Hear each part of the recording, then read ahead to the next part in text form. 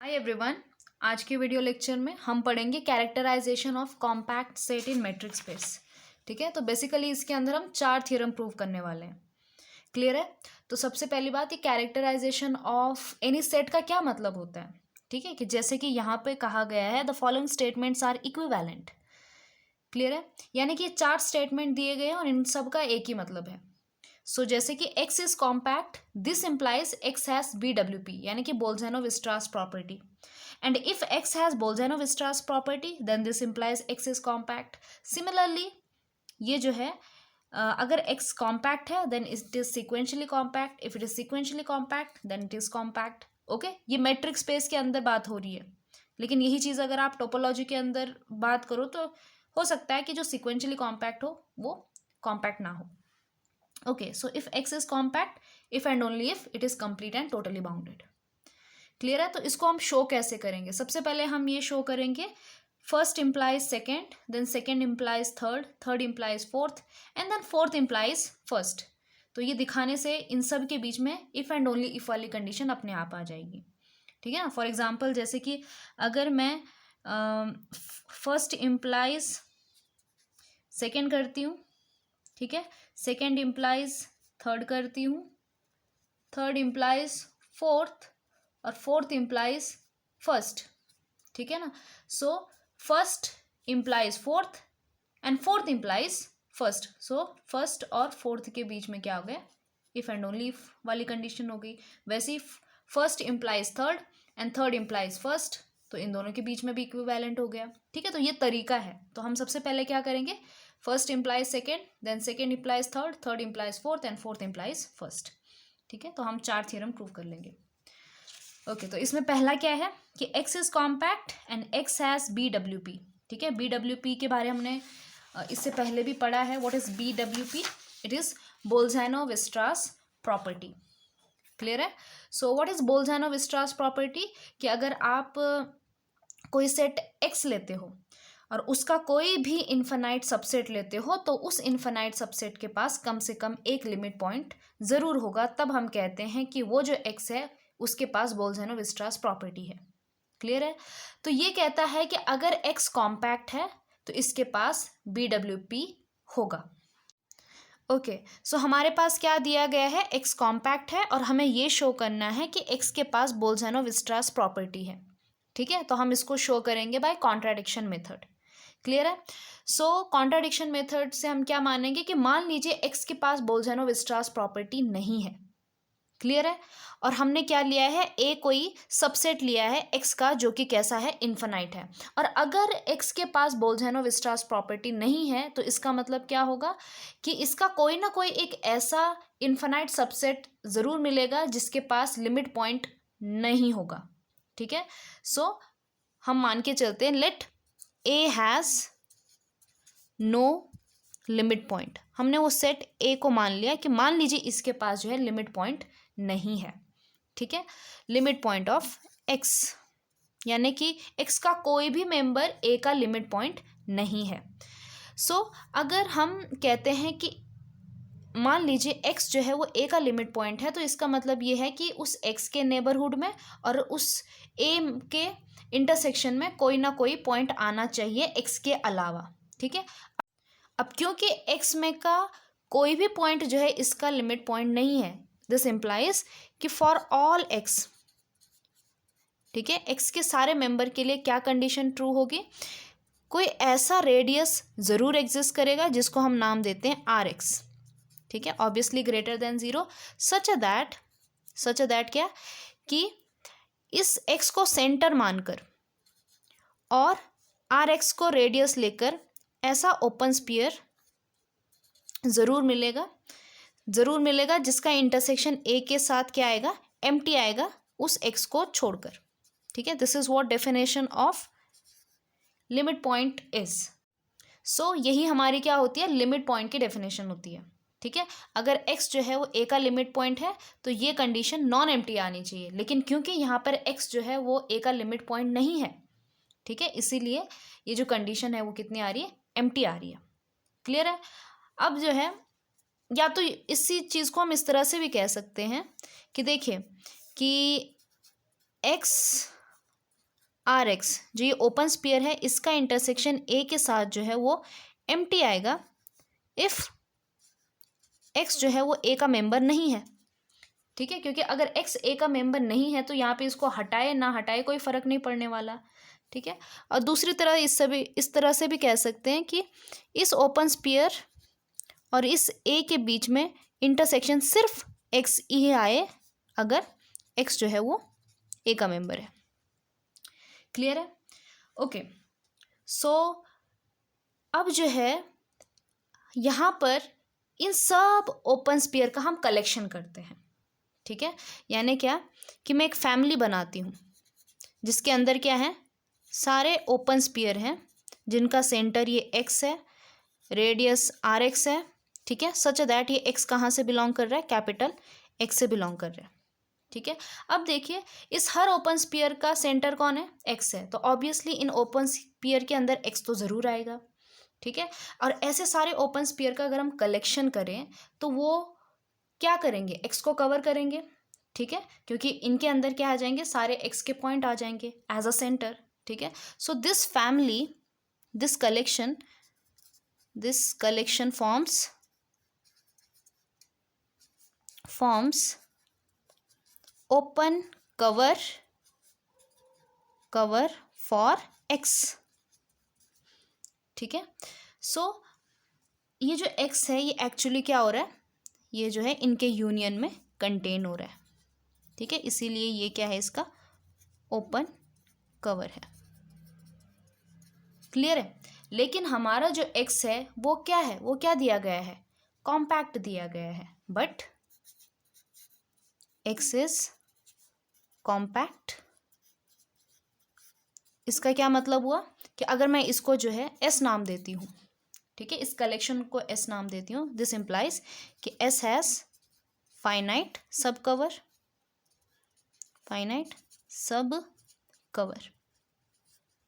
Clear है? तो इसका मतलब ये हुआ कि कुछ ऐसे फाइनाइट पॉइंट्स निकलते हैं, there exist x1, x2 up to so on xn, ऐसे फाइनाइट पॉइंट्स निकलते हैं कि जिनके ऊपर ओपन स्पीयर बनाए जाए और उनका यूनियन किया जाए तो उसके अंदर x कंटेंट होगा। ठीक है, कहने का ये मतलब है कि इसी की जो फाइनाइट सब कलेक्शन होगी वो x को क्या करेगी, कवर करेगी। ठीक है, so there exist x1, x2 up to so on xn such that कि ये जो x है किस में कंटेन करेगा, इसके सब कलेक्शन में, जिनके सेंटर क्या होंगे, x1, x2 up to so on xn। So this x will be contained in union of open sphere xi comma r x i such that i goes from 1 to n। ठीक है, इसमें एक बार 1 रखेंगे तो x1 के ऊपर वाला centre बनेगा, मतलब ओपन स्पीयर बनेगा। एक बार 2 रखोगे तो उसके ऊपर, ऐसे n रखोगे तो उसके ऊपर, इन सब का यूनियन करोगे। So this will contain x because x is compact. ठीक है, सो x is contained in this finite सब कवर, यूनियन ऑफ फाइनाइट सब कवर। क्लियर है? लेकिन ये जो हमारा a है ये xc का सबसेट है और x जो है इन यूनियन में जा रहा है। ठीक है, और इन ओपन स्पीयर की एक खास बात है, और वो क्या, वो ये कि ये जो ओपन स्पीयर हैं इनका इंटरसेक्शन ए के साथ या तो एम्प्टी है या तो वो सिंगलटन है या तो उनका सेंटर है। ठीक है, अगर वो पॉइंट ए में है, अगर ए में है तो इन दोनों का इंटरसेक्शन सिर्फ एक्स ही आ रहा है, अगर ए में नहीं है तो एम्प्टी आ रहा है। तो ज़्यादा से ज़्यादा ए और इन ओपन स्पीयर के बीच में कॉमन क्या है, सिर्फ सिंगलटन एक्स है। अब यहाँ पे देखिए, यहाँ पे भी ये वही ओपन स्पीयर है, यानी क्या कि ईच ओपन स्पीयर और ए के बीच में ज़्यादा से ज़्यादा कितना कॉमन होगा, इट इज़ ओनली 1 एलिमेंट। ठीक है, हम इसी को इस तरह से लिख सकते हैं कि ए इज कंटेन्ड, किस में कंटेन्ड है, contained in finite union of these open sphere. ठीक है, और इनकी खास बात क्या है, and each open sphere can contain कितना ए का पॉइंट कंटेन कर सकता है? कैन कंटेन एट मोस्ट, ज़्यादा से ज़्यादा एक, उससे ज़्यादा नहीं, एट मोस्ट वन एलिमेंट और मेंबर और पॉइंट ऑफ ए। ठीक है, अब इसके अंदर कितने एलिमेंट है? एन है, तो ज़्यादा से ज़्यादा ए के अंदर कितने एलिमेंट आएंगे? एन ही आएंगे। ठीक है, सो एन है, एन कैसे हैं? फाइनाइट है, this implies a is finite. Clear है? लेकिन ये क्या है? This is contradiction. Why? Because हमने ए कैसा लिया है? हमने ए लिया है इनफाइनाइट सबसेट ऑफ एक्स, और हमने ये दिखा दिया कि ए जो है इन ओपन स्पीयर के यूनियन में जा रहा है, और यूनियन कैसा है? फाइनाइट है, और हर ओपन स्पीयर में ज़्यादा से ज़्यादा ए का एक एलिमेंट हो सकता है, which is contradiction because this implies कि ए इज़ फाइनाइट। हेंस हमारा अजम्पशन क्या है? रॉन्ग है, वो आप लिख देना। ठीक है, सो दिस इम्प्लाइज कि हमने जो कंसिडर किया था कि a has no limit point, ये गलत है। ठीक है, this implies A has limit point. ठीक है, और क्योंकि हमने कोई भी आर्बिटरी सेट लिया था, सो दिस इम्प्लाइज कि एक्स का हर एक सबसेट का, इनफाइनाइट सबसेट का लिमिट पॉइंट होगा। So x has Bolzano Weierstrass property. Clear है? अब हम क्या करेंगे? Second implies third, x has Bolzano Weierstrass property, this implies x is sequentially compact metrics space. Clear है? लेकिन ये चीज़ हमने ऑलरेडी प्रूव की है। हमने एक थ्योरम पढ़ा था कि x is sequentially compact if and only if x has PWP। लेकिन चलिए छोटा सा ही प्रूफ है, कर लेते हैं इसको। ठीक है, ओके, तो एक्स हैज़ BWP यानी कि एक्स हैज़ बोल्ज़ैनो-वीस्ट्रास प्रॉपर्टी, और हमें ये शो करना है कि x is sequentially compact. X को सिक्वेंशियली कॉम्पैक्ट दिखाने के लिए हमें क्या करना पड़ेगा कि एक्स के अंदर कोई भी एक सीक्वेंस लेके चलनी है, और हमें ये दिखाना है कि उसकी एक कन्वर्जिंग सीक्वेंस जरूर एग्जिस्ट करेगी। ठीक है, so let x n be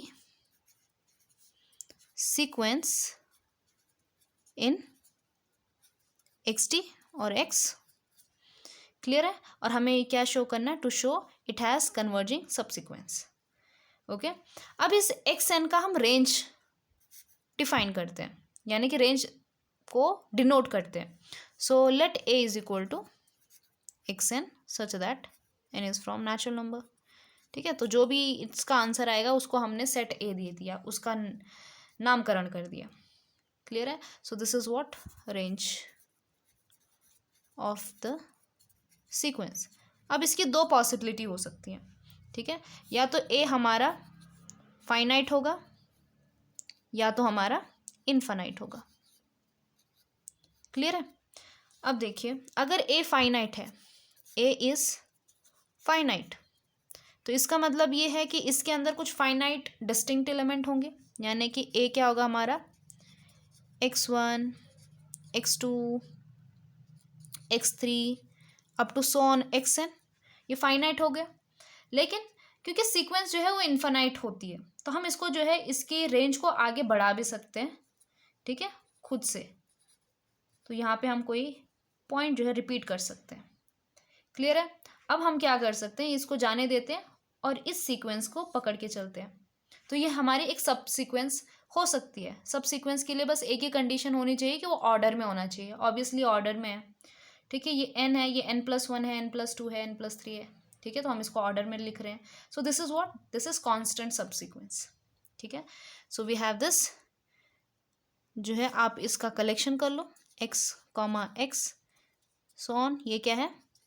constant सब sequence which is converging. This is converging.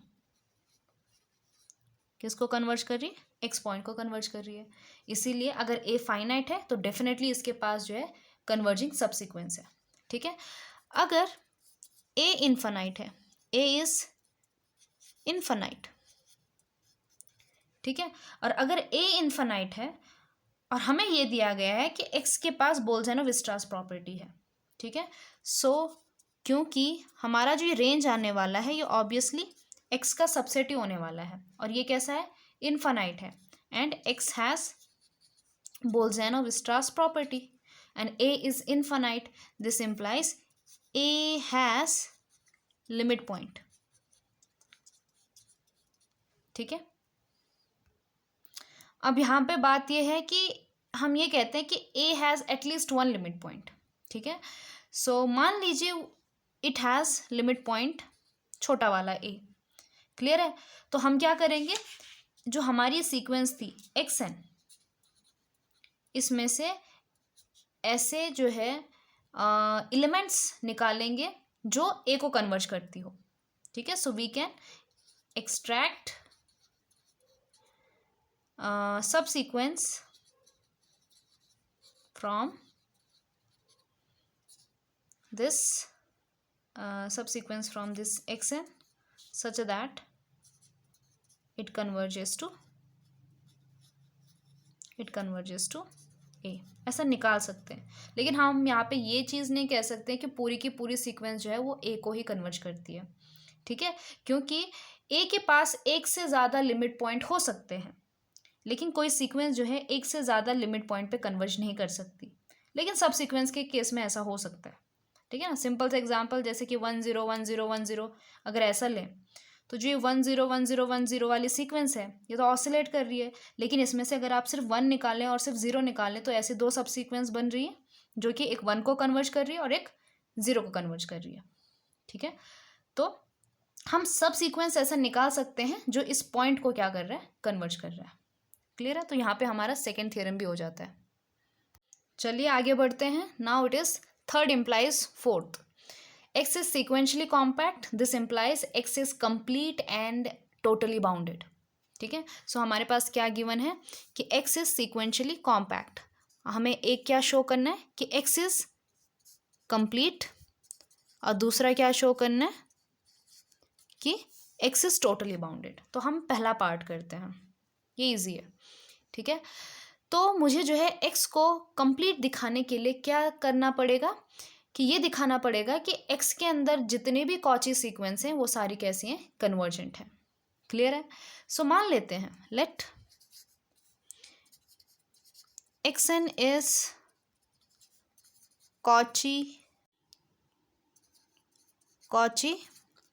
Sequence in x. हमें क्या शो करना है कि ये कैसी है, कन्वर्जेंट है, क्लियर है। तो एक्स एन जो है कॉची सीक्वेंस है, इन पर्टिकुलर ये एक सीक्वेंस है, ठीक है। और एक्स हमारा कैसा है, सीक्वेंशियली कॉम्पैक्ट है, but x is sequentially compact. तो इसके अंदर आप कोई भी सीक्वेंस ले लीजिए, उसकी क्या होती है, कन्वर्जेंट सब सीक्वेंस होती है, ठीक है। दिस इम्प्लाइज कि जो ये हमारा एक्स एन है, एक्स एन हैज कन्वर्जेंट सब सीक्वेंस, ठीक है। तो क्या ये चीज इंप्लाई करती है कि x n itself is convergent? Yes, because x n is Cauchy. आपने एक थ्योरम पढ़ा होगा और हमने इसको प्रूफ भी किया है, ठीक है। सो क्योंकि हमें पता है कि कॉची सीक्वेंस इज कन्वर्जेंट। कब कन्वर्जेंट होती है? If and only if it has convergent सब सीक्वेंस। इसका प्रूफ हमने जो है कंप्लीट मैट्रिक्स स्पेस के अंदर जो भी वीडियोस बनाए उनके अंदर आपको मिल जाएगा, ठीक है। हो सकता है आपकी बुक में इसका भी प्रूफ लिखा गया हो, ठीक है। सो इट हैज़ कन्वर्जेंट सब सीक्वेंस, ठीक है। तो ऑब्वियसली अगर कॉची सीक्वेंस कन्वर्जेंट है तो ऑब्वियसली उसकी सब सीक्वेंस भी कन्वर्जेंट होगी, लेकिन इसमें रिवर्स भी उल्टा होता है कि अगर कन्वर्जेंट सब सीक्वेंस है तो उसकी वो जिसका भी सब सीक्वेंस है वो वाली कॉची सीक्वेंस भी कन्वर्जेंट होती है उसी पॉइंट पर, ठीक है। ओके, सो दिस इम्प्लाइज कि हमारी जो एक्स एन है, एक्स एन इज कन्वर्जेंट, जो कि कैसी थी, कॉची थी, ठीक है। तो each Cauchy sequence is convergent in X, hence X is complete, ठीक है। अब थोड़ा सा ये वाला देखते हैं, ट्रिकी वाला। सेकेंड हमें क्या प्रूव करना है, x इज टोटली बाउंडेड। ठीक है, अब ये थोड़ा सा इंटरेस्टिंग है। देखिए x को टोटली बाउंडेड दिखाना है, ठीक है, इसको हम शो करेंगे बाय कॉन्ट्रडिक्शन, कि मान लीजिए x जो है वो टोटली बाउंडेड नहीं है। ठीक है, so let x be not totally bounded. Clear है? तो इसका क्या मतलब हुआ, अगर x टोटली बाउंडेड नहीं है, इसका मतलब ये है कि ऐसा एप्सिलॉन जरूर एग्जिस्ट करेगा जिसके लिए एप्सिलॉन नेट नहीं होगा। ठीक है, there exist epsilon greater than 0 such that x has no epsilon net. ठीक है ना, सो एप्सिलॉन नेट का मतलब हमने देखा था क्या होता है कि आप कोई भी रेडियस दे दीजिए, ठीक है, जैसे कि यहाँ पे कोई भी एप्सिलॉन दे दीजिए, तो x के अंदर ऐसे फाइनाइट पॉइंट्स ज़रूर मिलेंगे जिनके ऊपर आप इस एप्सिलॉन वाला रेडियस लेके ओपन स्फीयर बनाओगे तो उनके यूनियन में जो है x चला जाएगा। तो उस केस में हम कहते हैं कि x के पास एप्सिलॉन नेट है। ठीक है, यानी कि इस एप्सिलॉन को लेकर x के अंदर ऐसे फाइनाइट पॉइंट्स मिल जाएंगे जिससे आप ओपन स्फीयर बनाओगे तो उनके यूनियन में x चला जाएगा। ठीक है, लेकिन क्योंकि ये टोटली बाउंडेड नहीं है तो ये हर एप्सिलॉन के लिए ट्रू होता है। तो अगर टोटली बाउंडेड नहीं है तो कोई ना कोई एक एप्सिलॉन जरूर मिलेगा जिसके लिए कंडीशन नहीं होगी। क्लियर है? सो दिस इम्प्लाइज कि x has no epsilon net. ठीक है, अब देखिए, मान लीजिए मैंने एक पॉइंट ले लिया है इस x से, ठीक है, और हम रेडियस क्या ले रहे हैं, रेडियस ले रहे हैं एप्सिलॉन। ये चीज़ कंफर्म है कि अगर मैं इस पॉइंट को सेंटर मान के एक ओपन स्फीयर बनाऊं जिसका रेडियस एप्सिलॉन होगा, ये जो है x को कभी भी कवर नहीं कर। क्यों? क्योंकि अगर ये कवर करेगा तो हमें एक फाइनाइट पॉइंट मिल गया, ठीक है, जो क्या कर रहा है, x को कवर कर रहा है, तो उस हिसाब से x टोटली बाउंडेड हो गया। लेकिन हम क्या लेके चल रहे हैं कि x जो है टोटली बाउंडेड नहीं है, ये लेके चल रहे हैं। ठीक है, तो ये जो ओपन स्फीयर है ये x को कवर नहीं करेगा। अगर ये x को कवर नहीं करेगा इसका मतलब ये हुआ कि कुछ एलिमेंट छूट रहे हैं, मतलब बहुत से छूटते हैं लेकिन कोई एक एलिमेंट जरूर छूट रहा है जो इसके अंदर नहीं आता है ना, यानी कि दिस इम्प्लाइज कि कोई एक x2 जो है इस यूनिवर्सल सेट में छूट रहा है। ठीक है, so x2 belongs to x such that कि ये x2 कहाँ जा रहा है, इसके बाहर जा रहा है, इसके बाहर जा रहा है मतलब इसके कॉम्प्लीमेंट में जा रहा है। So this implies x2 belongs to x minus this open sphere x1 comma epsilon. ठीक है, अब देखिए मैंने अब पॉइंट ले लिया है x2 के ऊपर भी हम क्या बनाते हैं, ओपन स्फीयर बनाते हैं। ठीक है, x2 वही रेडियस लेंगे क्योंकि एप्सिलॉन नेट में वही कंडीशन होती है कि रेडियस सेम होना चाहिए। ठीक है, सो एस x2 एप्सिलॉन। अब मेरे पास दो ओपन स्फीयर आ गए, एक ये आ गया और एक कौन सा आ गया, x1 एप्सिलॉन। ठीक है, क्या ये दोनों जो हैं x को कवर करेंगे, नहीं करेंगे, ये दोनों भी विल नॉट कवर x। क्यों? क्योंकि अगर ये x को कवर कर लेते हैं तो हमारी कंडीशन हमने जो मान के चला है वो गलत हो जाता है। ठीक है, क्योंकि फाइनाइट ओपन स्फीयर जो है x को कवर कर रहे हैं, this implies x is totally bounded, but we have considered that x is not totally bounded. Clear है? फिर से वही बात कि क्या होगा कि फिर से दिस इम्प्लाइज एक x3 जो है वो इस x में मिलेगा सच दैट कि ये इन दोनों ओपन स्फीयर से बाहर होगा। सो दिस इम्प्लाइज कि x3 belongs to x minus इन दोनों से मतलब इनके यूनियन से, union i goes from 1 to 2 xi comma epsilon. ठीक है, अब इनकी खास बात क्या है, देखो अगर मैं x1 और x2 की बात करती हूँ, ठीक है, तो x1 और x2 के बीच का जो डिस्टेंस होगा, ठीक है, यहाँ पे ये गौर करने वाली बात है कि distance between xn and x1 and x2 is always greater than और इक्वल टू एप्सिलॉन। ठीक है, क्योंकि अगर x1 और x2 जो है इन दोनों के बीच का डिस्टेंस लेस देन एप्सिलॉन होता तो इसका ये मतलब होता है कि या तो x2 इसके अंदर है या तो x1 इसके अंदर है, लेकिन हमने ऐसा तो माना नहीं है। हम क्या कह रहे हैं कि x2 जो है इस ओपन स्फीयर से बाहर है। क्लियर है? ठीक है ना। तो इसका मतलब ये हुआ कि x1 और x2 के बीच का जो डिस्टेंस है वो एप्सिलॉन से बड़ा है। ठीक है, छोटा होता तो x2 जो है इस x1 वाले ओपन स्फीयर में चला जाता, क्योंकि इस ओपन स्फीयर में वही पॉइंट्स जाते हैं जिनका डिस्टेंस x1 के साथ एप्सिलॉन से छोटा है। ठीक है, what this is definition of open sphere. ये चीज़ यहाँ पे आपको क्लियर हो गई होगी। उसी तरह से अगर मैं यहाँ पे बात करूँ तो यहाँ पे भी यही बात है कि जो x3 है वो तो ना x2 वाले ओपन स्फीयर में न है ना तो x1 वाले ओपन स्फीयर में है। इसका मतलब ये हुआ कि distance between x3 and x1 is also greater than equal to epsilon. Distance between x3 and x2 is also greater than or equal to epsilon. यानी इनके आपस में जो डिस्टेंस है वो एप्सिलॉन से छोटे नहीं हैं, क्योंकि ये एक दूसरे के ओपन स्फीयर में कंटेंट नहीं कर रहे हैं। ठीक है, इसी तरह से अगर हम प्रोसीड करेंगे, प्रोसीडिंग इन दिस वे, हम क्या कर सकते हैं, फिर से जो है एक x4 निकाल सकते हैं जो x माइनस अब x3 x2 x1 के ओपन स्फीयर में से बाहर का हो।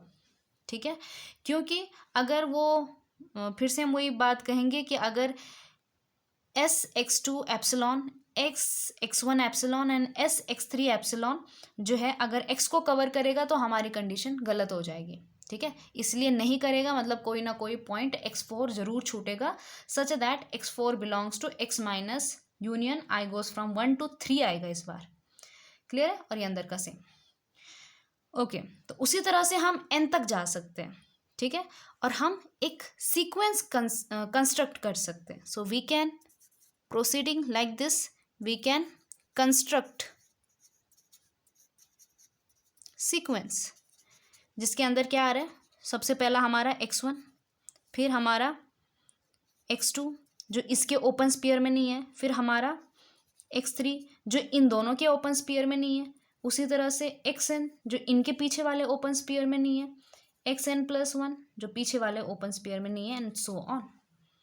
क्लियर है? तो इन जनरल हम कह सकते हैं ये ऐसी सीक्वेंस है जिसकी क्या प्रॉपर्टी है कि जो xn+1 है वो कहाँ जाता है, x minus union of I goes from 1 to n open sphere xn comma epsilon. ठीक है, इन सारे ओपन स्फीयर को छोड़कर जो बचा हुआ है उसमें xn+1 जाता है। ठीक है, इसका बस एक ही मतलब है, इसका एक ही मतलब है कि इन एलिमेंट्स के आपस में जो डिस्टेंस है ना वो ग्रेटर देन और इक्वल टू एप्सिलॉन है। This implies distance between xn comma xm is greater than और इक्वल टू एप्सिलॉन। इसका मैं फिर से मीनिंग बता देती हूँ। इसका मतलब ये होता है कि जो x1 है इसके ओपन स्फीयर में नहीं है, ये भी इसके ओपन स्फीयर में नहीं है, क्योंकि हमने इसी तरह से ये सीक्वेंस बनाई है। ओके, सो या so distance between xn and xm is greater than और इक्वल टू एप्सिलॉन। ठीक है, तो यहाँ से हमारे पास क्या निकला, ये जो सीक्वेंस है ये कभी भी कन्वर्ज नहीं कर सकती। ठीक है, और आप ये कह सकते हो कि क्योंकि इनके आपस में कभी भी जो डिस्टेंस है वो लेस देन एप्सिलॉन नहीं आ रहा है, कोई भी एलिमेंट ले लीजिए। ठीक है, इनके आपस में जो है डिस्टेंस क्या है, greater than equal to epsilon. इसका मतलब ये हुआ कि ये जो सीक्वेंस हमने बनाई है xn, इसके पास ऐसी सब सीक्वेंस भी नहीं हो सकती जो कन्वर्ज करे बिकॉज ऑफ दिस प्रॉब्लम। ठीक है, सो xn can't contain any convergent सब सीक्वेंस। ठीक है, जो कि क्या है, कॉन्ट्राडिक्शन है। क्यों? क्योंकि हमारा जो x है वो कैसा है, सीक्वेंशियली कॉम्पैक्ट है, यानी कि इसके अंदर अगर आप कोई भी सीक्वेंस लेते हो तो उसके पास पक्का जो है कन्वर्जेंट सब सीक्वेंस होगा। सो विच इज कॉन्ट्राडिक्शन। हेंस हमने जो माना था वो गलत था, इसीलिए हमारा x क्या हो गया, इज टोटली बाउंडेड, ठीक है। सो थर्ड इम्प्लाइज फोर्थ भी हो गया है। ओके, सो एट लास्ट हमारा लास्ट वाला थ्योरम करते हैं। Fourth implies first. तो हमारे पास क्या है, x is complete and totally bounded metric space, और हमें ये शो करना है कि एक्स इज कॉम्पैक्ट, ठीक है। तो to show x is compact हम इसको फिर से शो करेंगे बाय कॉन्ट्राडिक्शन मेथड। क्लियर है। इसमें हम दो प्रॉपर्टी का यूज़ करेंगे, एक टोटली बाउंडेड और एक कंप्लीट का। तो सबसे पहले हम टोटली बाउंडेड की प्रॉपर्टी यूज़ करेंगे, ठीक है। ओके, तो एक्स को मुझे कॉम्पैक्ट दिखाना है बट बाय कॉन्ट्राडिक्शन मेथड। तो मान लीजिए कि एक्स इज नॉट कॉम्पैक्ट, ठीक है। तो एक्स कॉम्पैक्ट नहीं है, इसका मतलब ये है कि एक ओपन कवर ज़रूर होगा जिसका फाइनाइट सब कवर नहीं होगा, ठीक है। So late G is equal to G lambda such that lambda belong to some index set lambda be open cover for X and let it has no finite subcover. Clear है। Okay, अब हमारे पास जो है एक चीज़ है, वो है कि x is totally bounded, but x is totally bounded. Totally bounded का क्या मतलब होता है कि हर एप्सिलॉन के लिए x के पास क्या होगा, x हैज़ एप्सिलॉन नेट। अब हर एप्सिलॉन के लिए है तो हम पकड़ के चलते हैं, let epsilon is equal to 1। Okay, so आप एप्सिलॉन को जो है 2, 3, 4 कहीं से भी स्टार्ट कर सकते हो, ठीक है। लेकिन हम 1 से स्टार्ट करेंगे और इसको छोटा छोटा करते जाएंगे, क्योंकि हमने यहाँ पे जो है कुछ कंप्लीटनेस की भी प्रॉपर्टी लगानी है, या तो सीक्वेंस के रूप में या तो किसी और रूप में, ठीक है। So let's see. अच्छा, सो एप्सिलॉन हमने क्या ले लिया, 1 ले लिया, ठीक है।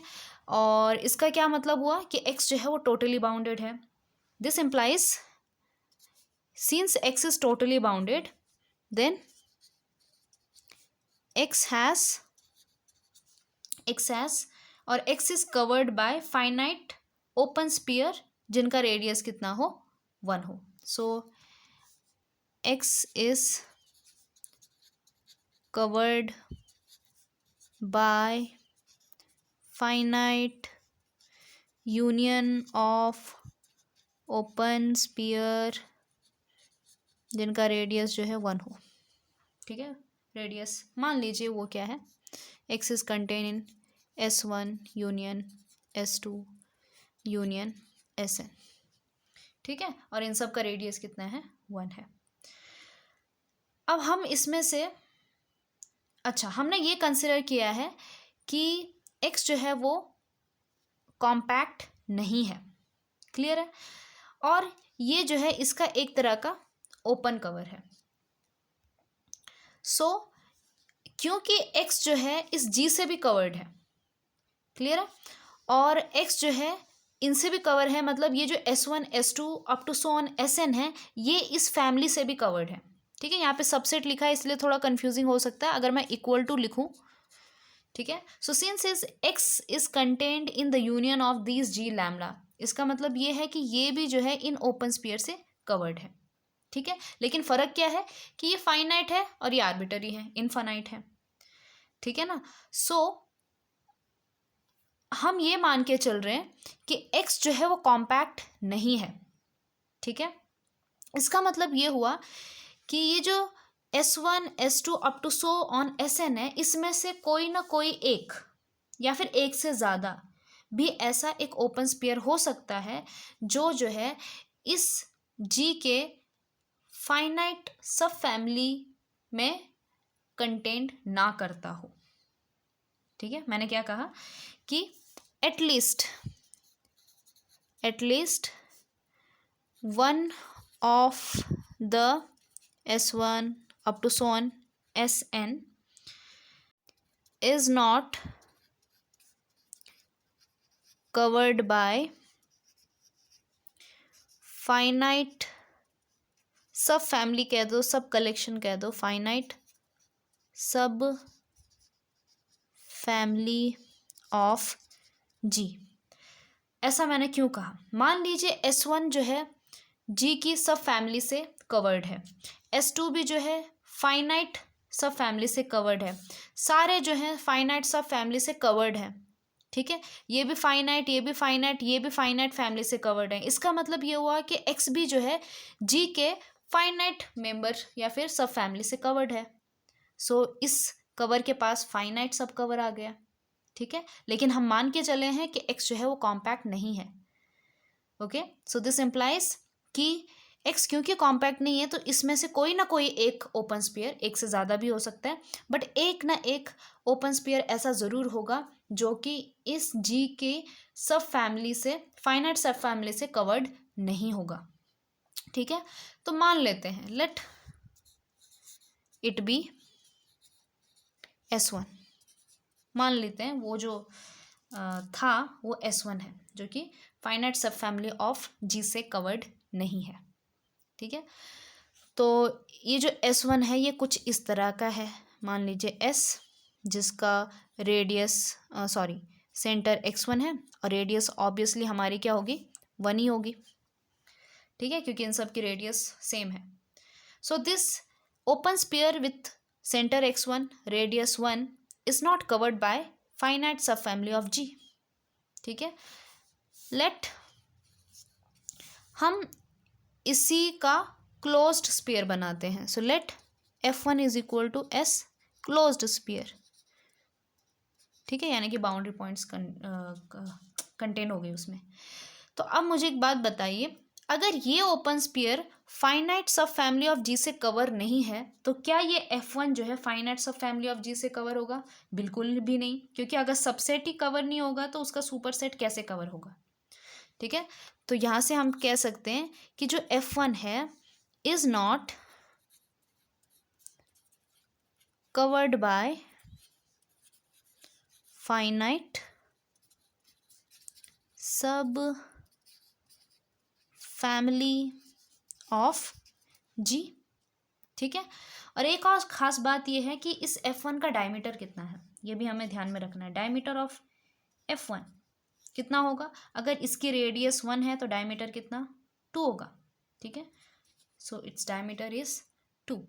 दूसरी बात ये कि F1 जो है वो x का सबसेट है, ठीक है, और x टोटली बाउंडेड है तो ऑब्वियसली F1 भी क्या होगा, टोटली बाउंडेड होगा, क्योंकि अगर x जो है किसी फाइनाइट पॉइंट्स के ऊपर बनाए गए हुए ओपन स्फीयर से कवर हो जाता है तो ऑब्वियसली ये भी फाइनाइट ओपन स्फीयर से कवर हो जाएगा, ठीक है। So this implies since F1 is subset of x is totally bounded, this implies F1 is also totally bounded, clear है। सो देखिए हमने क्या किया था, x को टोटली बाउंडेड पकड़ के चले थे, ठीक है, और ये कहा था कि let x is not compact, clear है, यानी कि ये जो है जी के फाइनाइट सब फैमिली से कवर नहीं हो सकता। फिर यहाँ से हमने ये प्रोसीजर लगा के हमने क्या माना कि x is since x is totally bounded तो ये इन यूनियन के रूप में होगा। अब क्योंकि जो है ये इसके फाइनाइट सब फैमिली से कवर्ड नहीं है, मतलब कोई ना कोई एक ऐसा ओपन स्फीयर ज़रूर मिलेगा जो फाइनाइट सब फैमिली ऑफ जी से कवर नहीं होगा। तो यहाँ से हमने एक ओपन स्फीयर लिया, उसका क्लोज्ड स्फीयर कंसिडर किया, ठीक है। अब ये क्लोज स्फीयर की खास बात हमने क्या कही कि ये क्लोज्ड है, ये टोटली बाउंडेड है क्योंकि ये टोटली बाउंडेड का सबसेट है, इसका डायमीटर 2 है, प्लस इसमें एक और बात कही हमने कि F1 is not covered by finite sub family of G। तो फिर से वही कंडीशन लगाएंगे, वही चीज़ करेंगे, यही चीज़ लेके चलेंगे कि F1 is totally bounded and not covered by finite sub family of जी। इसका मतलब क्या है कि टोटली बाउंडेड है, तो फिर से वही कि F1 is equal to union of some open sphere, finite open sphere, मान लीजिए डैश इस तरह से कर दिया, ठीक है। और फिर से वही बात, इसमें से एक उठा देंगे और कह देंगे कि क्योंकि F1 जो है वो फाइनाइट सब फैमिली से कवर्ड नहीं है, इसका मतलब है इसमें से कोई ना कोई एक जो है वो फाइनाइट सब फैमिली ऑफ जी से कवर्ड नहीं है। क्लियर है? तो प्रोसीडिंग लाइक दिस, ऐसे ही हम प्रोसीड करके हम ये कह सकते हैं कि यहाँ पर भी एक, जैसे यहाँ X से हमने F1 जनरेट किया था, यहाँ से हम एक F2 निकाल सकते हैं, ठीक है। Proceeding like this we get, हमारे पास क्या मिल जाएगा, F2 मिल जाएगा, ठीक है। F2 which is equal to, अब इस बार जो है हमारा, पहले हमारा F1 क्या था, S x, 1, इस बार हमारा क्या होगा, S x1 था, ठीक है, ये x1 है। इस बार हम रहेंगे x2, और इस बार हम जो, क्योंकि ये टोटली बाउंडेड है तो हर एप्सिलॉन ग्रेटर देन 0 के लिए ये कंडीशन ट्रू होगी, तो इस बार हम जो एप्सिलॉन होंगे लेंगे वो क्या लेंगे, आधा ले लेंगे, ठीक है। तो यहाँ पे हमारा इस हिसाब से जो कंडीशन बनेगा वो यहाँ पे आ जाएगा 1/2। तो यहाँ पे डायमीटर ऑफ F2 कितना आ गया, 1 आ गया, ठीक है। फिर से वही बात कि देखिए, फिर से वही बात कि जो F2 है वो क्लोज्ड है, क्योंकि हमने लिया है इस तरह से, F2 कैसा है, क्लोज्ड है, टोटली बाउंडेड है, ठीक है, और कैसा है, not covered by finite sub family of जी, क्योंकि हमने इसी तरह से तो वो चूज किया है, plus not covered by finite sub family of जी, ठीक है। और डायमीटर 1 है, ठीक है। और F2 की खास बात क्या है, जैसे कि F2 जो है वो F1 जो है वो X में कंटेंट था, F2 जो है वो F1 में कंटेंट है, और F1 जो है वो X में कंटेंट है, इस तरह से। तो इसी तरह से हम प्रोसीड कर सकते हैं, ठीक है। तो प्रोसीडिंग लाइक दिस हमारे पास क्या बन जाएगी, proceeding like this we can construct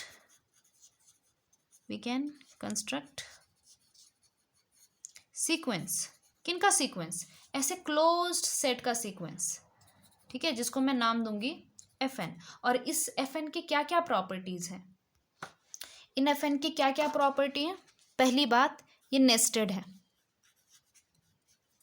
ठीक है, यानी कि Fn जो है, Fn is superset of Fn+1, ठीक है, और इसी तरह से Fn+2, इस तरह से, ठीक है। तो जो भी हमारा n वाला क्लोज सेट है वो n+1 के अंदर जा रहा है, ठीक है। तो ये नेस्टेड है, प्लस कैसे हैं, क्लोज्ड है। दूसरी प्रॉपर्टी क्या है इनकी, कि इनका डायमीटर देखो, पहले इसका डायमीटर कितना था, इसका डायमीटर 2 था, फिर कितना हो गया, 1 हो गया, नेक्स्ट टाइम पे कितना हो जाएगा, उसका आधा हो जाएगा। तो कहने का ये मतलब है कि जो हमारा मान लीजिए Fn+1 है, उसके प्रीवियस वाले से उसका जो डायमीटर है वो क्या होता है, आधा होता है। सो लाइक दिस, और आप ये देख रहे हो कि हमेशा वो आधा आधा होता जा रहा है, ठीक है। सो दिस इम्प्लाइज कि this is always less than 1/2n, ठीक है, क्योंकि 2 के फैक्टर से कम होता जा रहा है। क्लियर है ना। सो आप देख रहे हो एज हम n टेंड्स टू इन्फिनिटी करते हैं, so diameter of Fn tends to 0, और ये हमारी जो है कैंटर्स इंटरसेक्शन वाली प्रॉपर्टी को एकदम सेटिस्फाई करते हैं। क्लियर है ना। सो कैंटर्स इंटरसेक्शन प्रॉपर्टी क्या कहती है कि कोई मैट्रिक्स स्पेस कंप्लीट होगा इफ एंड ओनली इफ उसके अंदर अगर ऐसे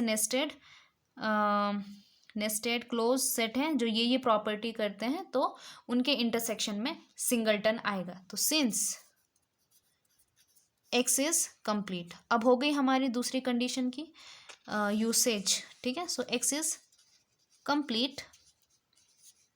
So we can apply Cantor's intersection theorem. So by Cantor's intersection theorem, इन सब के इंटरसेक्शन में n goes from 1 to infinity, इनमें क्या आएगा, एक सिंगलटन x आएगा. ठीक है. अब यहाँ पे थोड़ा सा इंटरेस्टिंग मोड आता है कि देखिए x जो है इन सारे नेस्टेड क्लोज सेट में है. ठीक है. सो x जो है, x इन सब के इंटरसेक्शन में है, लेकिन ये x है कहाँ का, x जो है वो कोई ना कोई x ही का एलिमेंट है. ठीक है. और x जो है, ये कैपिटल X, ये हमारा जो है, हमने जो ये G लिया है, इसमें किसी ना किसी एक ओपन स्फीयर में ज़रूर आएगा, क्योंकि ये इसका क्या है, ओपन कवर है. दिस इम्प्लाइज कि x belongs to G lambda for some lambda belonging to capital lambda. और ये G लैम्डा कैसे होते हैं, ये ओपन स्फीयर होते हैं या फिर ओपन सेट होते हैं. ठीक है. तो ये ओपन होते हैं, इसका मतलब ये है कि ये इस x के नेबरहुड है. तो बाय डेफिनेशन ऐसा कोई एक ओपन स्फीयर ज़रूर एग्जिस्ट करेगा जो कि जिसके अंदर ये x होगा और ये इस G लैम्डा के अंदर कंटेन करेगा. ठीक है. अब यहाँ पे देखिए, इसको थोड़ा सा समझते हैं. x जो है वो इस ओपन स्फीयर में है. ठीक है. जिसका सेंटर x है, रेडियस r है, और ये जो x है ये इस Fn में भी है. ठीक है. अब मैं Fn किधर बनाऊं, मैं इसके अंदर Fn नहीं बना सकती, क्योंकि अगर Fn जो है इसके अंदर बना लिया मैंने, तो ये जो Fn होगा ये इससे कवर हो जाएगा. क्लियर है. और Fn जो है, Fn की खास बात क्या थी कि ये जो Fn है, these are not covered by finite sub family of G lambda. ठीक है. तो ये ऐसा नहीं हो सकता, क्योंकि अगर Fn इसके अंदर चला जाएगा तो डेफिनेटली इस G लैम्डा के अंदर भी चला जाएगा, जो कि पॉसिबल नहीं हो सकता. मतलब ये बाहर ही कहीं है, लेकिन बाहर तो है ये Fn, लेकिन ये जो x है ये इसमें भी है और इसमें भी है. क्लियर है. लेकिन इस Fn की एक खास बात ये है कि जो डायमीटर ऑफ Fn है वो किधर टेंड कर रहा है, 0 की तरफ टेंड कर रहा है. क्लियर है ना. तो इसका ये मतलब हुआ कि 0 की तरफ टेंड कर रहा है, तो इसका जो डायमीटर होगा वो ऑब्वियसली इसकी जो रेडियस है उससे क्या हो जाएगी, छोटी हो जाएगी, क्योंकि अगर इसको x के पास आना है तो ऑब्वियसली इसको छोटा होना पड़ेगा Fn को. So diameter of Fn tends to 0. ठीक है. तो एक ऐसा नेचुरल नंबर के बाद ऐसी सीक्वेंस, ऐसे Fn ज़रूर मिलेंगे, there exist and not belonging to this natural number, such that कि उसके बाद जो ये Fn का डायमीटर होगा वो r से छोटा हो जाएगा. ठीक है. तो अभी तो मान लीजिए r से बड़ा है, दूर है, लेकिन एक टाइम के बाद क्योंकि इसका डायमीटर छोटा होता जा रहा है तो ये r से छोटा हो जाएगा. ठीक है. अब क्योंकि इस सेट और इस सेट में x कॉमन है तो ऑब्वियसली ये स्क्वीज होके इधर ही जाएगा, बाहर नहीं जाएगा. समझ रहे हैं. So diameter of Fn is less than r. ठीक है. अगर ये लेस देन r है तो मतलब ये खुद किधर जा रहा है, इसके अंदर जा रहा है. क्लियर है ना. सो दिस इम्प्लाइज, इसी के अंदर के जाने की बात क्यों कर रही हूँ मैं, क्योंकि इस Fn के अंदर x भी है. क्लियर है. सो दिस इम्प्लाइज ये जो Fn है ये एक बार किधर चला जाएगा, इस ओपन स्फीयर के अंदर ज़रूर चला जाएगा. क्यों जाएगा, क्योंकि ये x इसको खींच लेगा अंदर. क्लियर है ना. So this is contain in G lambda. So Fn is covered by this 1 G lambda. ठीक है. But Fn can't be covered by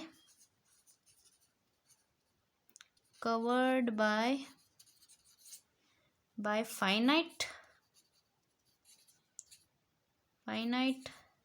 family, मैं लिख के थक चुकी हूँ, finite sub family of G. So which is contradiction. This implies, ये क्या इम्प्लाई करती है हमने जो माना था वो गलत माना था। हमने क्या माना था कि इस जी के पास कोई भी फाइनाइट सब कवर नहीं है। This implies G has finite subcover. This implies G is compact. Okay, तो यहाँ पे हमारा जो है फाइनली आज का लेक्चर ख़त्म होता है। ठीक है। So characterization of compact set in metric space. हो सकता है ये वीडियो काफ़ी लंबी हुई हो, मुझे पता नहीं है, लेकिन इसके अंदर आपको जो है करीब 4 थ्योरम्स एक ही साथ मिल जाएंगे। ठीक है। सो इसके आगे हम स्टार्ट करेंगे नया topic which is connectedness in metric space.